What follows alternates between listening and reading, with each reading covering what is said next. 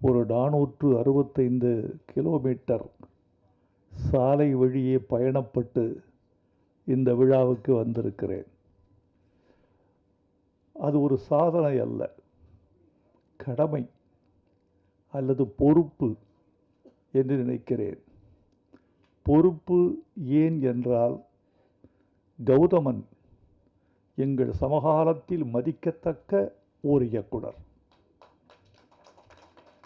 மற்றும் சமரசமில்லாத ஒரு போராளி. கலைத்துறையில் தமிழ் இன உணர்வோடும் மொழி உணர்வோடும் இயங்குகிறவர்கள் சிலர். அதிலும் அந்த இன உணர்வையும் மொழி உணர்வையும் வணிகத்துக்காக பயன்படுத்துகிறவர்கள் பலர்.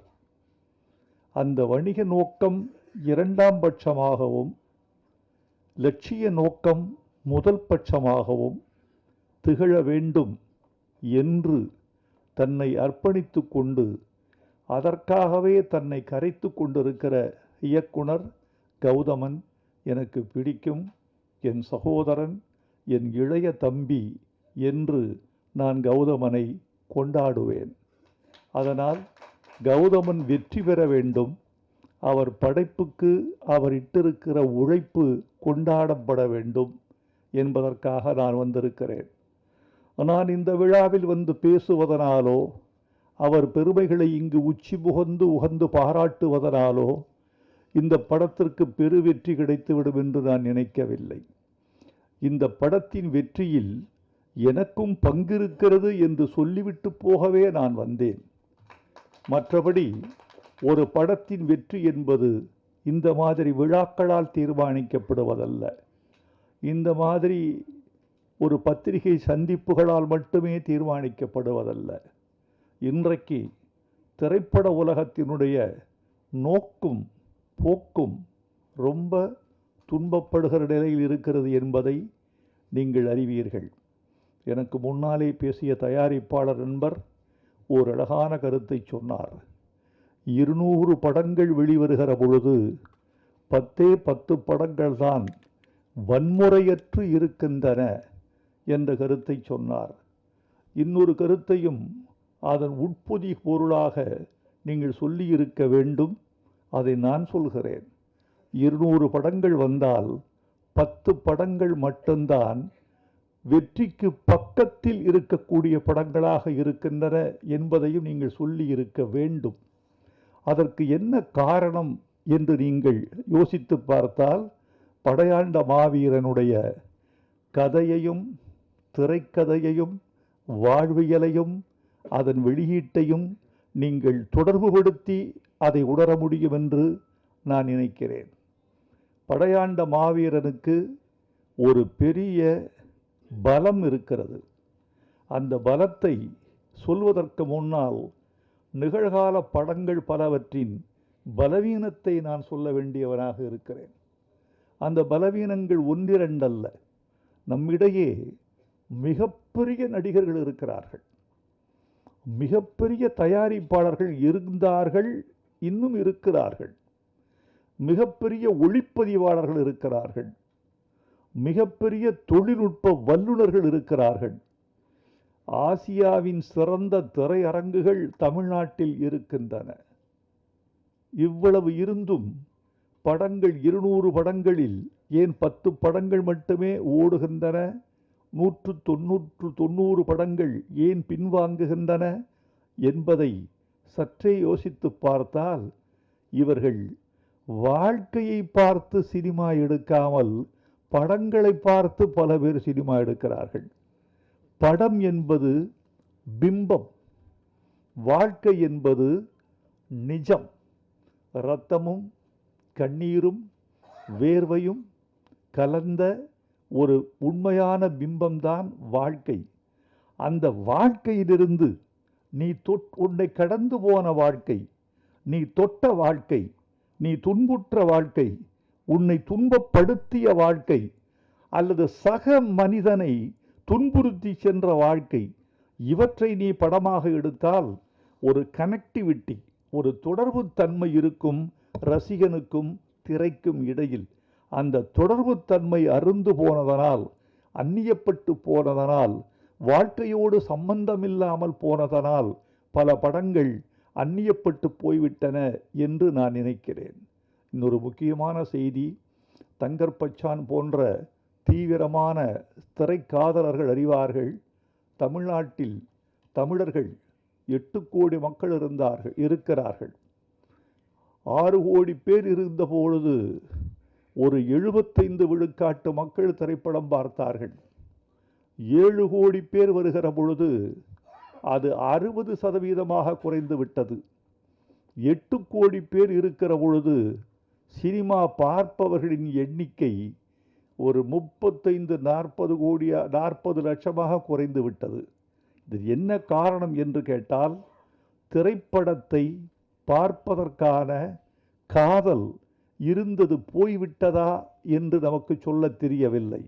ஆனால் சினிமா தொழில்நுட்பத்தால் துண்டாடப்பட்டிருக்கிறது. கவியரசு கண்ணதாசன் சொல்லுவார், தம்பி, மீன் தண்ணீருக்குள் சுவாசிக்கிறதே உனக்கு ஆச்சரியமாயில்லை? எனக்கு அது கூட ஆச்சரியமில்லை. தண்ணீரில் சுவாசிக்கிற மீன் தண்ணீரிலேயே குழம்பாகி உயிர் விடுகிறதே, அதுதான் எனக்கு ஆச்சரியமாக இருக்கிறது என்பார். தொழில்நுட்பத்தால் வளர்ந்த சினிமா தொழில்நுட்பத்தாலே தன்னை தாழ்வு செய்து கொள்வதும் அல்லது மெல்ல மெல்ல ஓர் ஓரமாக அழுகி கொண்டிருப்பதும் வருந்தத்தக்க செய்திகளாக நான் நினைக்கிறேன். எல்லோரும் இருந்தார்கள் என்று சொன்னேன் அல்லவா? நடிகர்கள், தயாரிப்பாளர்கள், தொழில்நுட்ப கலைஞர்கள், ஒளிப்பதிவாளர்கள், இசையமைப்பாளர்கள், பாடலாசிரியர்கள் என்று நறும் திறமைகள் பெற்ற பல பேர் திரையுலகில் வாழ்ந்து கொண்டிருக்கிற பொழுது எது இல்லை என்று கேட்டால், கதாசிரியன் என்ற ஜாதியை கொன்றது யார்? திரைக்கதை என்று ஒரு ஜாதி இருந்ததே, அவர்களை வழித்து எடுத்தது யார்? வசனகர்த்தா என்று ஓர் இனம் இருந்ததே, அவனை மழித்து வெளியேற்றியது யார்? ஒரு திரைக்கதைக்கு மூலக்கதையாசிரியன், திரைக்கதையாசிரியன், வசனகர்த்தா, துணை இயக்குனர், இயக்குனர் என்று பலதரப்பட்ட 10 மூளைகளால் செழுமைப்படுத்தப்படுவது ஒரு சினிமா. இந்த 10 மூளைகளால் செழுமைப்படுத்தப்பட வேண்டிய சினிமா, செழுமைப்படுத்தப்பட்ட சினிமா, அப்படி இருந்தும் தோல்வி கண்ட சில சினிமா, ஆனால் 10 மூளைகளால் இயக்கப்பட்ட போது பெரும்பாலும் வெற்றி கண்ட சினிமா இன்று தோல்வி அடைவதற்கு காரணம், தமிழர்கள் திரையுலகில் திரை அரங்கத்திற்கு சென்று பார்க்கிற எண்ணிக்கை குறைந்து விட்டது. இந்த நம்பர் ஆஃப் ஆடியன்ஸ் என்று சொல்லப்படுவது குறைந்திருக்கிறது. ஒரு திரையரங்கில் 760 இருக்கைகள் இருக்கின்றன. முதல் படம் முதல் நாள் ஒரு பெரிய படம் வெளியாகிற பொழுது நான் கேட்கிற கேள்வி, திரையரங்கத்தில் எத்தனை இருக்கை? 760. எத்தனை பேர்? இருக்கையில் இருப்பவர்கள் எத்தனை பேர்? 210. பெரிய படத்துக்கு இது முதல் காட்சிக்கு 210. இதற்கு காரணம், தமிழர்கள் எண்ணிக்கை உள்ளே வருவது குறைந்து விட்டதா? சினிமாவை பற்றிய பிரமை முடிந்து விட்டதா? சினிமா என்ற ஒரு பெரிய மாயாஜாலம், அதை விட்டு தமிழர்கள் வெளியே வந்து விட்டார்களா? ஒரு மணமேடையில் ஒரு மணமகன், மணமகள் 2 பேரையும் வீடியோ எடுத்து, இவன்தான் அஜித், அந்த பெண்தான் திரிஷா, இதைவிட நீங்கள் என்ன சினிமா எடுக்க முடியும்? நாங்களே எடுத்துக்கொள்கிறோம், நாங்களே எடிட் செய்கிறோம், நாங்களே பின்னணி இசை சேர்க்கிறோம், நாங்களே போட்டு பார்த்து கைதட்டி கொள்கிறோம். நாங்கள் எடுக்கிற சினிமா ஒரு திருமண வீட்டில் நாங்களே சினிமா தயாரிக்கிறோம், நீங்கள் என்ன சினிமா தயாரிப்பது என்று சினிமாவின் ரகசியம் உடைந்து விட்டதா? சினிமாவின் பூடகம் போய்விட்டதா என்றெல்லாம் கேட்க வேண்டியவர்களாக இருக்கிறோம். கதாசிரியன் வேண்டும், கதை இலாக்கா வேண்டும், வசனகர்த்தா வேண்டும், திரைக்கதை ஆசிரியன் வேண்டும். இன்றைக்கு சில இயக்குநர்களை பற்றி கேள்விப்படுகிறேன், தன்னுடைய துணை இயக்குநர்களுக்கு கூட கதை சொல்வதில்லை. கதை இல்லை என்பது வேறு விஷயம். வைத்து கொண்டா வஞ்சகம் செய்கிறேன், இருந்தால் சொல்லியிருப்பேனே என்று அவர் கருதக்கூடும். நான் என்ன சொல்கிறேன் என்றால், வைத்திருக்கிறார்கள் சொல்லவில்லை என்றால் என்ன தெரியுமா, என் ரகசியம் இவன் வழியாக வெளியே போய்விட்டால், ஏப்பா ஒரு ரகசியம் ஒருவன் மூலமா போவதனால உன் படம் அழிந்து போகும் என்றால் அந்த படத்தை நீ எடுத்தால் என்ன, எடுக்காவிட்டால் என்ன? மகாபாரதத்தை 100 பேர் எடுக்கலாம், 100 பேரும் சரியாக எடுத்தால் 100 பேரும் வெற்றி பெறுவார்கள்.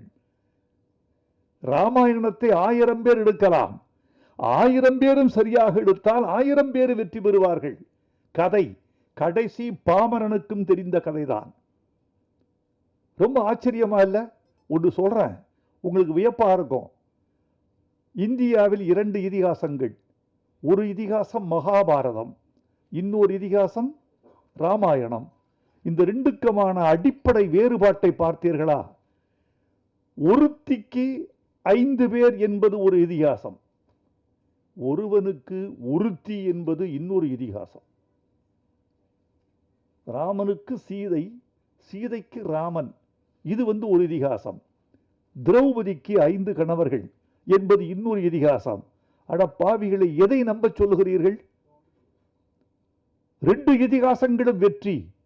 2ம் இந்திய பண்பாட்டில் ஆன்மீக பாஷையில் சொல்வதானால் இந்திய பண்பாட்டில் 2 இதிகாசங்களும் 2 கண்கள் என்று சொல்லக்கூடியவர்கள் இருக்கிறீர்களே, அது வேறு. இது வேறு. வேறு வேறான 2 கதைகள், வேறு வேறான 2 உள்ளடக்கங்கள் எப்படி 2ம் வெற்றிகரமான கதைகளாக நாட்டில் நிலவுகின்றன, உலவுகின்றன என்று கேட்பதற்கு பதில் இல்லை. எனக்கான பதில், 2க்குமான காரணத்தையும் 2க்குமான காரியத்தையும் இதிகாச ஆசிரியன் சரியாக புனைந்திருக்கிறான் என்று சொல்ல வேண்டி இருக்கிறது. அப்படித்தான் ஒரு திரைக்கதை செய்கிறவன் அந்த காரணத்தை நியாயப்படுத்தக்கூடிய காரணத்தை செய்தால் தோல்வி படமும் வெற்றி படம்தான். ஒப்புக்கொள்ளாத காரணங்களும் ஒப்புக்கொள்ளத்தக்கவைதான். ஆதலால் தோழர்களே, இந்த படத்தில் படையாண்ட மாவீரனில் எனக்கு இருக்கக்கூடிய நம்பிக்கை என்னவென்றால், இது வாழ்க்கை, ரத்தம், கண்ணீர், வியர்வை, ஒரு உண்மையான போராளியின் போராட்ட கதை. அதனால் இதில் கற்பனைகளுக்கு இடமில்லை, விதண்டாவாதங்களுக்கு இடமில்லை. இதில் இருக்கும் நிஜம் இந்த படத்தை காப்பாற்ற வேண்டும் என்று நான் நினைக்கிறேன். நான் வாழ்த்துவதனாலேயே ஒரு படம் வெற்றி பெறுவென்றால் எல்லா விழாக்களிலும் என்னையே அழைத்திருப்பார்கள். நான் மட்டுமல்ல, ரஜினிகாந்த் வாழ்த்தினால் எல்லா படமும் ஓடும் என்றால், அவர் படம் பார்த்தாலேயே எல்லா படமும் ஓடிவிடும் என்றால், எல்லா படத்திற்கும் அவரையே அழைத்து நாம் எல்லா படங்களையும் போட்டு காட்டலாம். அப்படி ஒரு 10 பேர் இருந்தால் ரொம்ப வசதி. அப்படியெல்லாம் அல்ல. இந்த படத்தினுடைய வெற்றி என்பது படத்தை பொறுத்தது, பார்க்க வருகிற தமிழர்களை பொறுத்தது என்றுதான் நான் கருதுகிறேன். படத்துக்கும் பார்வையாளனுக்கும் மத்தியில் படைத்தவன் எவனும் நிற்க முடியாது, இடமில்லை. இவனுக்கும் இந்த திரைக்கும் இந்த பார்வையாளனுக்கு மத்தியில் கடவுளே வந்தாலும் கூட கன்வின்ஸ் பண்ண முடியாது. அதை அவன்தான் பண்ணணும், இவன் தான் பண்ணணும். அதை நம்முடைய கௌதமன் செய்திருப்பார் என்று நினைக்கிறேன். எனக்கு இன்னொரு நம்பிக்கை கௌதமன், நான் எழுதியிருக்கேன் தமிழ் படங்களில் நிறையா ஃபோக்லோர் என்று சொல்லக்கூடிய நாட்டுப்புற கதையாடல்கள். மலையூர் மம்பட்டியான், கரிமேடு கருவாயன், இன்னும் சில படங்கள் இப்படி வந்திருக்கு. இந்த 2 படங்களும் அமோக வெற்றி. கரிமேடு கருவாயன் மதுரையில் வாழ்ந்த பாத்திரம், மலையூர் மம்பட்டியான் சேலத்தில் வாழ்ந்த பாத்திரம், சந்தன வீரப்பன் சந்தனக்காட்டில் வாழ்ந்த பாத்திரம். இப்படி வாழ்ந்த பாத்திரங்களின் அசகாய சூரத்தனங்கள் என்றைக்குமே மக்களால் கொண்டாடப்படும். அப்படித்தான் இந்த படையாண்ட மாவீரன் படமும் கொண்டாடப்படும் என்ற நம்பிக்கையால், என் பழைய நம்பிக்கையால் இந்த படம் வெற்றி பெறும் என்ற நம்பிக்கையை நான் உங்களுக்கு ஊட்டி செல்கிறேன். வெற்றி பெற வேண்டும் என்று நான் விரும்புகிறேன். இது வெற்றி பெற்றே தீரும் என்றெல்லாம் நான் போலி வாக்குறுதிகள் கொடுத்துவிட்டு செல்ல வேண்டும் என்று விரும்பவில்லை. ஒலிபெருக்கிக்கு முன்னாலாவது மனிதன் உண்மை சொல்ல வேண்டும். நல்ல விஞ்ஞானிகள் இருந்தால், நான் அடிக்கடி சொல்லுவேன், நல்ல விஞ்ஞானிகள் இருந்தால் ஒரு ஒலிபெருக்கி கண்டுபிடிக்க வேண்டும். நீங்கள் என்ன பொய் சொன்னால் அவன் மூஞ்சியில் ஷாக்கடிக்கிற ஒரு ஒலிபெருக்கி இருந்தால் நாட்டில் பல நன்மைகள் நடந்துவிடும். முதல்ல பாராளுமன்றத்தில் வைக்கிறோம், சட்டமன்றத்தில் வைக்கிறோம், பொது மேடைகளில் வைக்கணும். அதை பொய் சொன்னால் அது முகத்தில் வந்து ஷாக்கடிக்கும். அதனுடைய அலைகள் உண்மைக்கு மட்டும்தான் அது ஏற்றுக்கொள்ளும், பொய்யை ஏற்றுக்கொள்ளாது என்று வைக்க வேண்டும். எனவே நண்பர்களே, எனக்கு இன்னொரு நிறைய சொல்லலாம் உங்ககிட்ட. நீண்ட சொற்பொழிவாக இது ஆகிவிடக்கூடாது என்ற கவனத்திலும் நான் இருக்கிறேன். கௌதமன் வீட்டுக்கு வந்த பொழுது, கௌதமன் எப்போ வந்தால் நீ வரலாம்ப்பா, நம்ம வீடு நீ வாப்பா. கௌதமன்ட்டு எனக்கு ஒன்றும் பெரிய வியாபார பேச்சுவார்த்தையோ இவ்வளோதான் பணம் கொடுக்கணும், நீ கொடுக்குறத வாங்கிக்கிறேன், நீ கொடு, கொடுக்கும்போது கொடு, கொடுக்குறத கொடு. ஏன்னா அவன் தமிழன், உண்மையான தமிழன். தமிழ்நாட்டில் பிறந்ததால் மட்டுமல்ல தமிழன். தமிழ்நாட்டில் பிறந்ததெல்லாம் தமிழன்னு நினைக்காதீங்க. நிறைய ஆடு மாடு கோழி நிறைய பிறக்குது. தமிழ்நாட்டில் பிறந்ததெல்லாம் தமிழன் அல்ல. இன்னொரு தமிழனுக்காக தன் உயிரில், உடம்பில், வாழ்வில், பொருளில் எவன் பங்களிப்பு செய்கிறானோ அவன்தான் தமிழன். அப்படிப்பட்ட பங்களிப்பு செய்யக்கூடிய வீரன் நம்முடைய கௌதமன். ஆனால் பழகி பார்த்தா குழந்தை மாதிரி இருப்பார், வெளியே பார்த்தா வீரன், களத்தில் வீரன், அணைத்து கொண்டால் குழந்தை, அப்படி இருக்கார். அவர் வந்தபோது அவர் கதை சொல்ல சொல்ல அவர் கண்களில் ஏற்பட்ட நெருப்பு இருக்க, டேய் அப்பா என்ன என்னையா இப்படி தீவிரமாக இருக்கார் நம்ம கௌதமன் கவிஞரே, அப்படி சொல்லுகிற பொழுது அவருடைய உடல் துடிப்பதும், உதடுகள் துடிப்பதும், கண்கள் சிவப்பதும், உடல் மொழி உக்கரமாவதும், அவருடைய ஜாடைகளெல்லாம் வேறு உயரத்துக்கு செல்வதும், அடிக்கடி நாற்காலியை விட்டு அரையடி எழுந்து கொள்வதும், நான் விட்டால் நாற்காலி மேலேயே நின்றுவார் போல் இருக்கு, அப்படி இருந்து சொல்வதும், பாடல் வாங்க வருகிற பொழுது அந்த பாடலை நான் வாசித்து காட்டுகிற அந்த நிமிடத்துக்காக அவர் தவிக்கிற தவிப்பும், முதலாக காதலியிடமிருந்து காதல் கடிதம் வந்தால் காதலன் எப்படி காத்திருப்பானோ அப்படி கவிஞர் பாட்டு ரெடியா, இப்போ நான் படித்து காட்டுறேன், காட்டுங்க, படித்து காட்டுங்க. இந்த படையாண்ட மாவீரா மாவீரா மாவீரா வாவா வீரா மாவீரா பாட்டை கேட்கும் போதெல்லாம் அப்படியே துடிச்சிட்டார் மனுஷன்.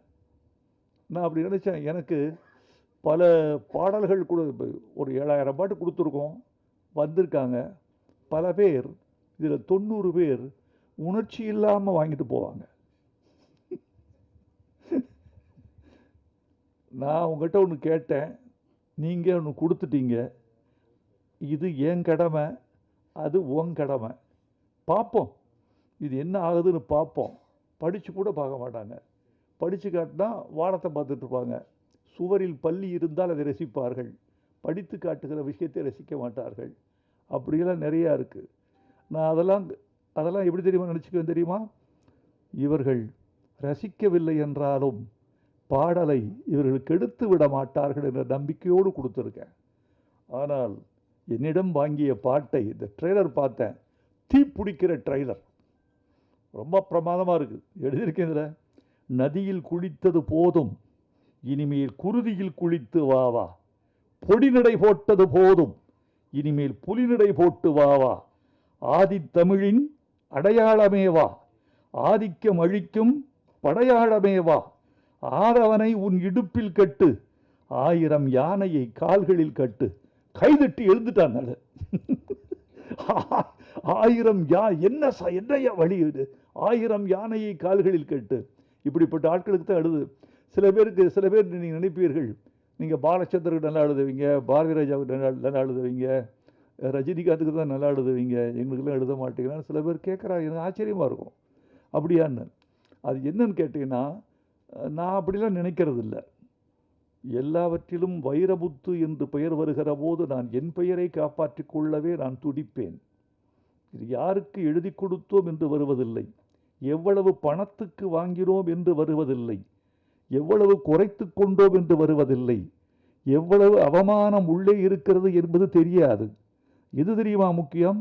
இந்த பாட்டுக்கு கீழே இயற்றியவர் வைரமுத்து என்ற முத்திரையை காப்பாற்றிக் கொள்வதற்காகவே எல்லா பாட்டையும் ஒரே நிலையில் எழுதுகிறோம். யாருக்கு தெரியுமா நல்ல பாட்டு வரும்? எவன் ஒருவன் ரசிக்கிறானோ அவனுக்கு நல்ல பாட்டு வரும். தங்கர்பச்சான் ரசிப்பார் பயங்கரமா. பயப்பான ரசிப்புன்னா கொஞ்ச நெஞ்ச ரசிப்பு இல்லை. அவர் களவாடிய பொழுதுகளில் எழுதுகிற பாட்டெல்லாம் அவர் கொண்டாடி தீர்த்துருவார். இவர்களெல்லாம் வெற்றி பெற வேண்டும் என்று நினைக்கிறேன். இதில் இந்த மாதிரி பாடல்கள்லாம் நிறையா இருக்குது. எரிமலை பொடிபட, எதிரிகள் அடிபட, கோடைகள் வழிபட, ஏழைகள் வழிவிட, எழுந்த மாவீரன் நீயே தான். இந்த பாட்டு வரிகள்லாம் பார்த்துட்டு இந்த தமிழில் இது அராக அடிகள்னு பேர். இந்த தனனன தனனன தனனன தனனன தனனன தனனன தனனன இது அராக அடிகள்னு பேர் தமிழில். சிலப்பதிகாரத்தில் இந்த வரிகள் அடிக்கடி வரும், காணல் வரியில் வரும். இந்த சந்தத்தில் எழுதினால் நன்றாக இருக்கும் என்று எழுதினேன். நான் நினைத்தது பலித்தது, அவர்கள் ஏற்றுக்கொண்டார்கள். இந்த பட்டாம்பூச்சி பாட்டில் 2வது சரணத்தை நீங்கள் கவனிக்கணும். அந்த பெண் சொல்கிறா, என்கிட்ட ஒன்றுமே இல்லைங்க, நீங்கள் என்ன ரொம்ப காதலிக்கிறீங்க, நேசிக்கிறீங்க, மாணிக்கம் இல்லை, மணிவைரம் ஏதும் இல்லை, கட்டழக தவிர என் காணிக்க ஏதும் இல்லை. டௌரி கொடுக்க முடியாது உங்களுக்கு நான். என் டௌரி என் அழகை தவிர ஒன்றும் இல்லை. அதை விட பெருசு, அழகை விட ஒரு பெண் ஒரு ஆணுக்கு ஒரு குடும்பத்துக்கு தரக்கூடிய உயர்ந்தபட்ச பரிசு என்ன தெரியுமா தோழர்களே? வைரமுத்து படையாண்ட மாவீரா படத்தில் வெளியீட்டு விழாவில் இப்படி சொன்னான் என்று சொல்லுங்கள், எங்கள் தாய்க்குலம் புலகாங்கிதமடையும். நான் சொல்கிறேன், நான் உனக்கு தருவதற்கு ஒன்று வைத்திருக்கிறேன். பொன்னல்ல, பொருளல்ல, மாணிக்கமல்ல, வைரமல்ல, ஃபிக்ஸட் டெபாசிட் அல்ல, நிலமல்ல. உனக்கு தருவதற்கு ஒன்று வைத்திருக்கிறேன், என் கற்பு. அதுக்கு இணையா வேறொன்று இருக்க முடியுமா? ஒரு பெண் கற்போடு உள்ளே வருகிறாளே, தன்னுடைய திண்மையோடு உள்ளே வருகிறாளே, சொல் திறம்பாத தன்மையோடு உள்ளே வருகிறாளே, அதற்கு இணையான ஒரு பரிசு பொருள் உண்டா? இவ சொல்றா, எனக்கு எதுவும் இல்லை, கட்டழகை தவிர என் காணிக்க ஏதும் இல்லை. அதுக்கு இவர் பொம்பளை ஏமாத்துறதான வாழ்க்கை. இவர் சொல்றாரு, என்னடி இப்படி சொல்லிட்ட நீ? மாணிக்கம் மேனியடி, உனக்கு மாணிக்கம் இல்லையா? மாணிக்கம் மேனியடி, மணிமுத்து பற்களடி, உள்ரவிக்கை ஊறி வரும் உப்புத்தேன் போதுமடி. இப்படி ஒருத்தர் 2 பேர் கைதட்டுறீங்கல்ல, இதுக்குத்தான் நாங்கள் பாடுபடுறது. இவ்வளவு பாடுபடுவது, வரிகளை மாற்ற வேணான்னு சொல்கிறது, ஏய் சவுண்டை குறைப்பான்னு சொல்கிறது, ஏய் ஆடியோ பார்த்துக்கப்பான்னு சொல்கிறது, சவுண்ட் இன்ஜினியரை தனியாக கூப்பிட்டு இந்த மிக்சியில் கொஞ்சம் பார்த்துக்க பிரதர் சொல்கிறது, இந்த ஒரு கைதட்டலுக்காகத்தான். எனக்கு வேற ஒன்றும் வேணாம்.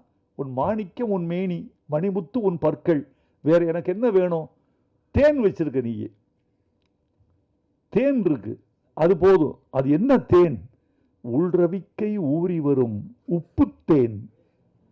வேர்வைக்கு வைரமுத்து வைத்த இன்னொரு கவிதை பெயர் உப்புத்தேன்.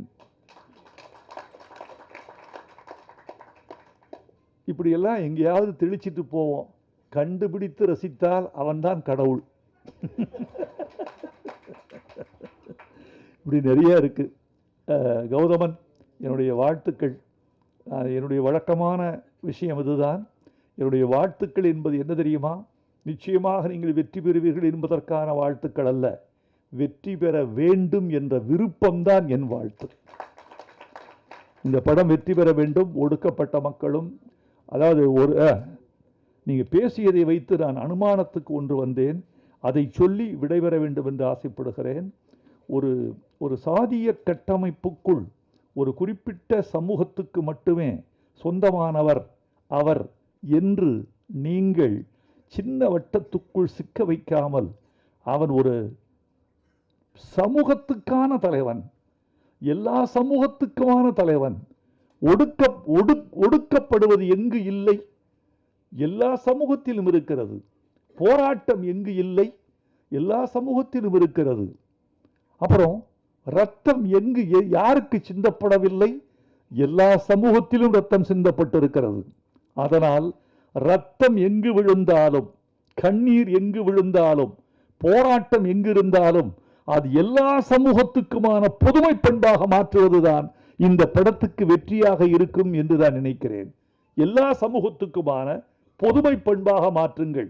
எங்கள் கண்ணீர் உங்கள் கண்ணீர், எங்கள் ரத்தம் உங்கள் ரத்தம், எங்கள் அவலம் உங்கள் அவலம். உங்கள் அவலத்துக்காகத்தான் ஒரு குறிப்பிட்ட பிரதேசத்தில் மட்டும் ஒரு மனிதன் போராடி மாய்ந்திருக்கிறான், வென்றிருக்கிறான் என்று சொல்லுங்கள். இந்த படத்தின் வெற்றி விழாவில் நான் கலந்து கொள்ளக்கூடிய வாய்ப்பு கிடைத்தால் அதைத்தான் நான் பெருமையாக கருதுவேன். நன்றி, வணக்கம்.